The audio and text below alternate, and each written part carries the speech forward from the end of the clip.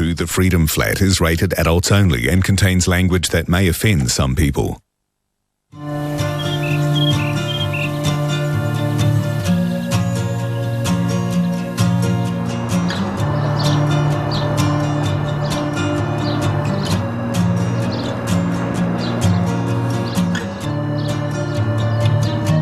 I saw the door standing in the office and I asked Edward, what is this door doing here? He said, that came for restoration. I said, you must be joking, the door for restoration? I was really flabbergasted. It was just an ordinary pink door. The color faded, and going from the top, that was almost original pink because it was covered by veranda, down the pink changed. And I have to find all shadows of pink. Who wants to have the door restored? He said, oh, there is a lady here who owns a student's flat, and she believes that that door should be retained for a reason that there were students who lived there. They painted the door and they put their signatures on the door, and she just felt strongly that this is a part of history of the flat which should be retained. It was thousands of holes, I don't know, from dots or staples, I don't know what they did. They kicked the door, they abused the door, but they still survived, as you see. No, it was really a challenging job.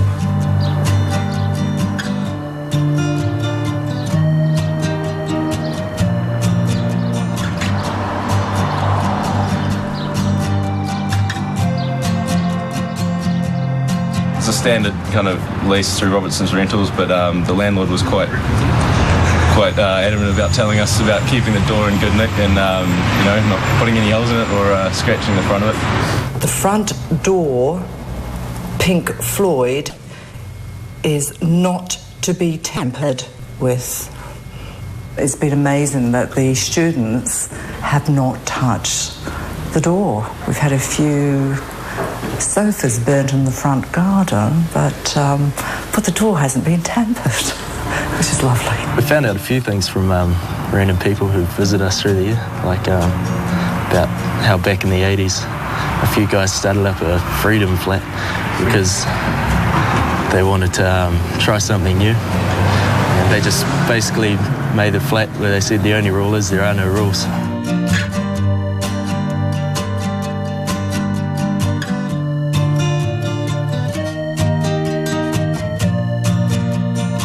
I was reading about this person called A.S. Neal, and he'd written a book called Summerhill, which is quite a seminal sort of educational book.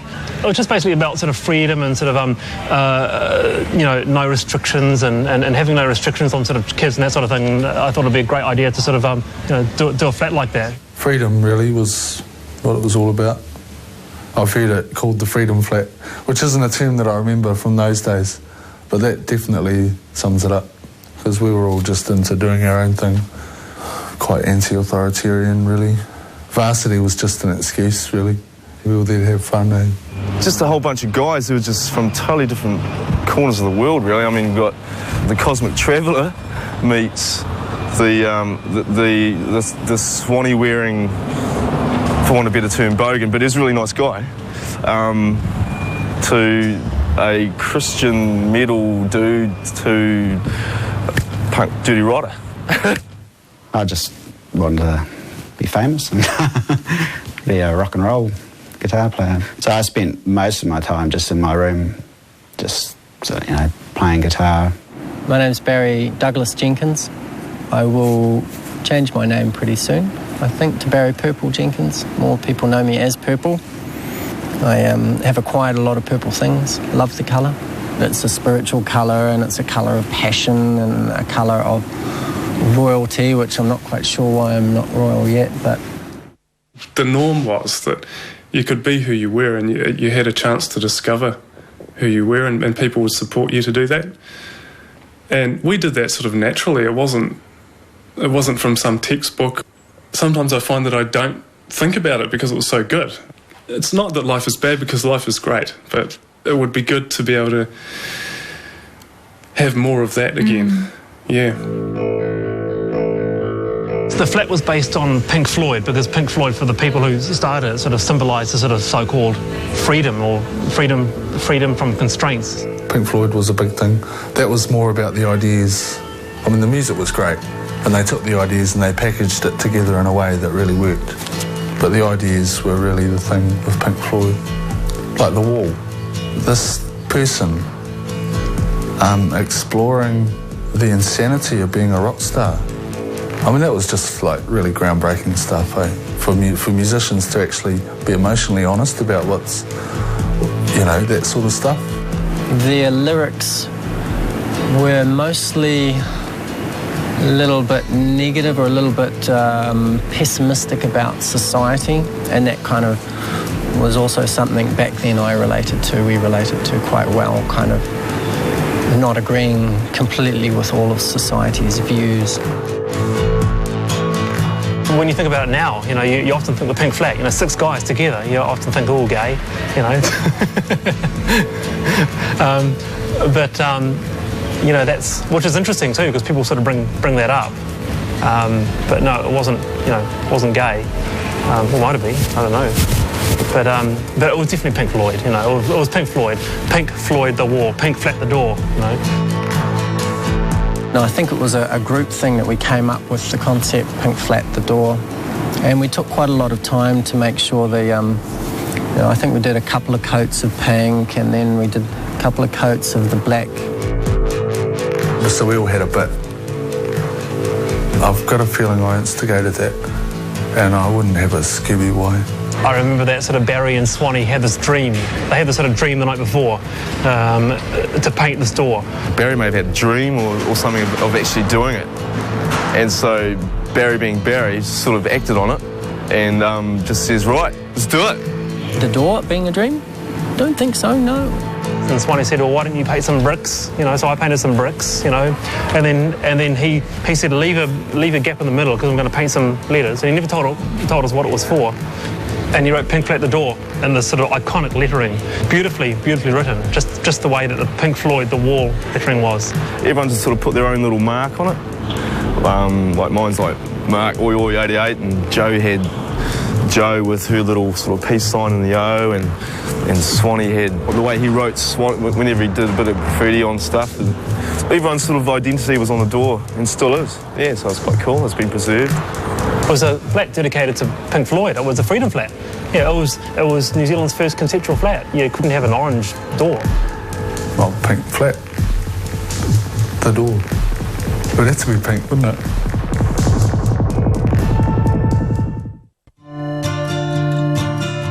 Music was the guiding force, it was the real lifeblood of that flat.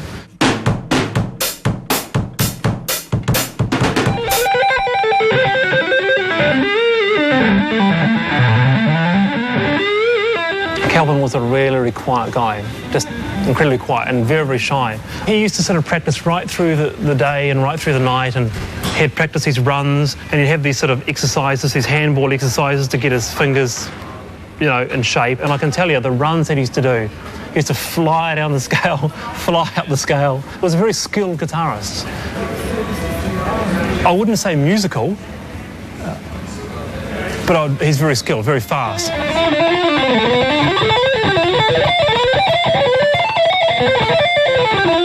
The main reason I learned the guitar was to be kind of noticed, because I was sort of the one in the background.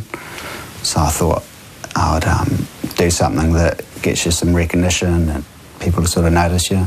Didn't do well at school, I just couldn't be bothered with school, so that's sort of why I did it, to, you know, to sort of be noticed and get anything really. It was a band called the Soul Miners. People say it was a good band, but actually I don't think it wasn't that great, you know. I wanted it to be a kind of like an evening's Earth, Wind and Fire, a big funk sound with sort of horns and timbales and all that sort of thing, but it was just the wrong time really, I think.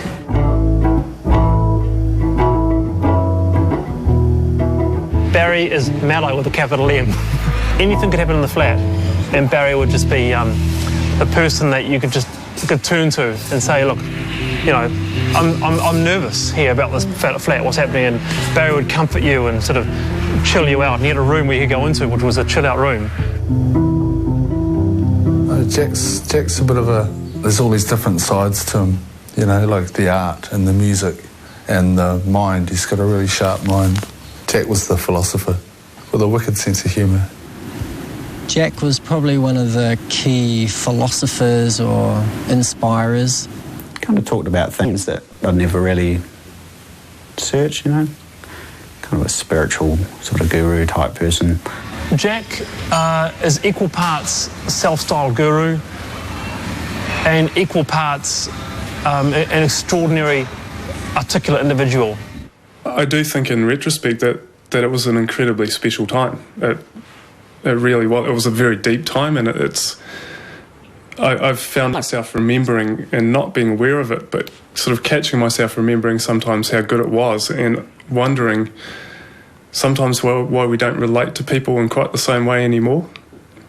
You go into Jack's room, it's all peace, love and hippiness, and he's just like a cosmic traveller, and he'd come out of his room 2 hours later and his eyes would be red as, and he'd just done some like wicked astral travelling through some Egyptian crevice, or I don't know. His is out there. Yeah, there was a few of us that had astral experiences and dreams. Astral travelling and dreams are very close to each other. It was basically dreaming and then remembering, shit, I'm in a dream, because that couldn't possibly happen in real life. And then remembering, okay, to go back to my body. That was kind of a key to astral travelling, is to, in a dream state, return to your body and look. And I remember seeing my body asleep and then kind of becoming very, very conscious, but still dreaming. You can learn all these things in your first awareness and then go into a dream, and it's quite hard to remember your day life. And you can do all these things in your dream, and it's quite hard to, in your day life, to remember that second awareness stuff. In those days we had lots of time. You know, we had lots of lectures we weren't going to and stuff like that. So there was lots of time to sleep. And one of the best things I found for doing remembering my dreams or astral travelling was to sleep in all morning. I can always remember Purple, Barry. He came out of his room after about 3 hours and he held up this artwork, and it was just like the galaxy. It was like this beautiful galaxy. And I said, that is the most beautiful galaxy I've ever seen. He goes, Wallace, it's not a galaxy, it's my doorknob. I did a lot of artwork there. The main theme of my pictures were faces and characters, and sometimes almost demonic faces. And I think that was a release of maybe an anger or an inner kind of tension or something. There seemed to be this sort of a dark side to the flat, this sort of a cult sort of side. I'd painted one of the walls black, and I painted this symbol on it called the Rosy Cross, which is a cult thing. I don't think anyone was really into black magic, maybe interested in magic. We didn't kind of target anyone or try and make anyone's life any worse than it was. There was an albatross on the sort of gate to ward off anything that might do harm. A few of the people in the flat were into the sort of in seances and pentagram, and they had their signs and they had these black walls, and you know. And I think it was just they felt that there were a few strange goings on that happened in the flat, and these were protection symbols to protect the whole place. Those symbols, they were put there to ward off what some of us believed to be black magic type attacks that were happening. And they were put there for that reason. They were all around the property. There were things we buried as well, as I recall. Jack and Swanee were into a lot of stuff that it wasn't really me. Maybe they did some protection ritual, or maybe looked up in a book and it said it's good to bury a skull in this corner and something in that corner. And I don't know. It was a protection thing rather than anything else. Interesting. Exploring places like that, I believe that there are dangers, and that's probably where that dark side comes from, is perhaps a naivety, people exploring things without realising that there was dangers involved.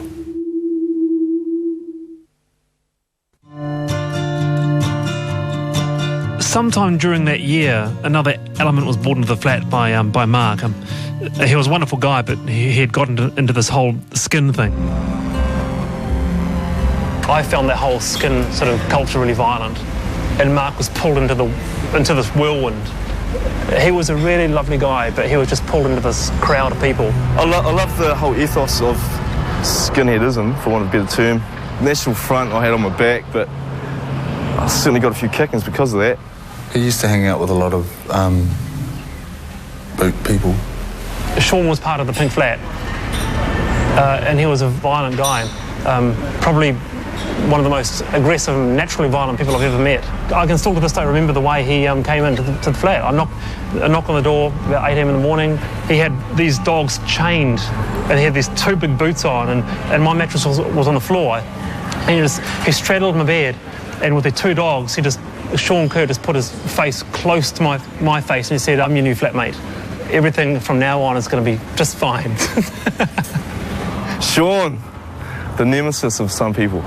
I befriended him because he's a good friend to have rather than an enemy. I think he was pretty much misunderstood. He was a big lad, quite ominous looking, with 2 big dogs, Gretchen and Berlin. Gorgeous dogs. Rottweilers. He always come around and oi fucking oi this and oi fucking oi that. And he was my mate. I mean, we got on really well. Ooh, Puglis and Sean Kerr and Gretchen. Gretchen was Sean's dog, Rottweiler. Pretty intense kind of dog and guy. Any memories of Sean Kerr? Yeah. Yep, quite a few. Would you like to share them with us? I don't know, is he still alive? The other guys in the flat didn't really like him because... I'll rephrase that. It's not they didn't like him, it's just that they were a bit threatened by him. But, I mean, these are cool guys, so they just let him in anyway. Because it was freedom and because it was tolerance to the extreme, we often had sort of philosophical ideas about, well, if we can deal with Sean or skins like this, we can deal with anything in life. So it was part of the whole culture of the flat for that whole year. Whatever came into the flat, that would stay and be part of the flat. There was one incident when he came into the flat with a gun. I had a friend called Dean, and Dean came down from Nelson, and he rang me up and said, "Look, I just want to stay a couple of days. I've got a sleeping bag. I just want to stay a couple of days." Well, Dean ended up staying 4 weeks, maybe 5 weeks. No exaggeration. He just sat on that couch, in his underwear, just in a sleeping bag.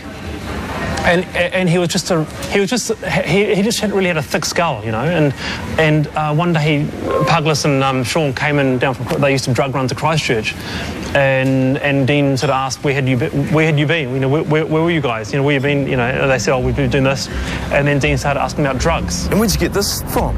And where'd you get that from? And hey, can I have some? And how do I get in touch with them? And it's just like all these not to ask questions, and all of a sudden Puglis sticks his head up and goes, "Oi, what the fuck are you on about?" And it's like, he sort of looked at him, he had that look in his eye that sort of says, you better answer him or he's going to knock your block off.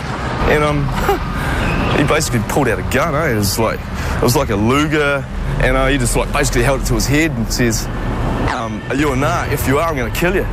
And he had that tone in his voice that was like, "You don't want to fuck with this man, Because it was a really intense situation, probably the most intense situation we've ever been in. I mean, I've never experienced that sort of thing before. And Joe, one of the girls who used to hang around, he took the gun off Puglis, which I thought was an incredibly brave thing to do because I was just totally scared. It was just one of those things that you just instantly block out when it's all over. And when it was over, I think he knocked him on the head and knocked him out with it or something. Can't actually remember. Yeah, drug hazy days. I think the gun incident was a real catalyst for the flat breaking up. It really sobered everyone up, actually. It certainly sobered me up, and everything wasn't quite the same after that.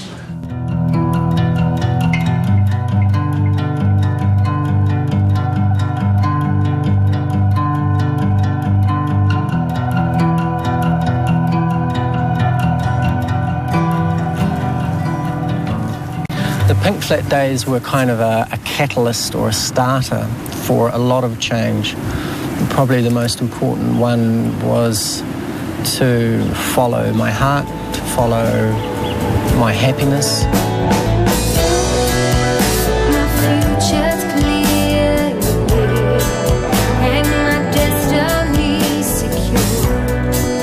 No, I didn't believe in God till moved up to Christchurch. I was hassling Christians in the square. I'd go into the square on a Friday night and I knew they'd be in there, and I'd go in and tell them how wrong they were. And so I met this guy one night.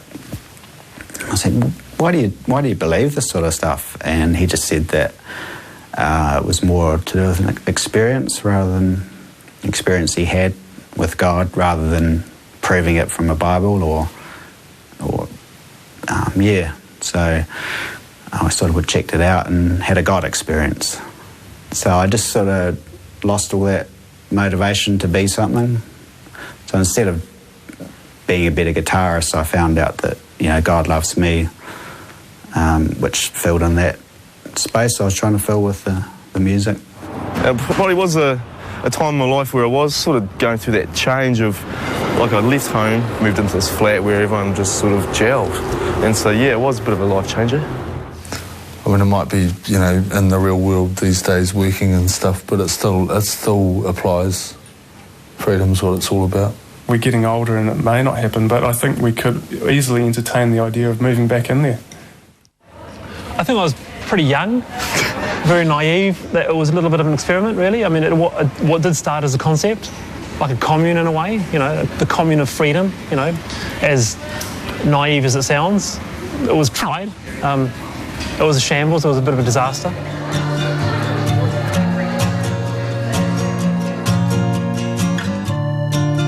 Every flat, everywhere, you know, in every town has their own stories and has their own particular groups of people. You know, it wasn't unique, really.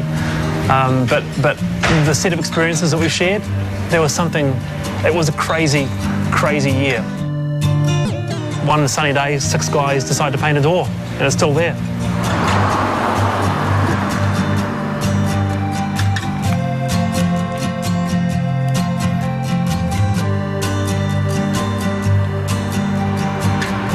Oh, well, that's what I predicted. I didn't see the door for the last 3 years, and that's what happened, deterioration, unfortunately. Yeah, well.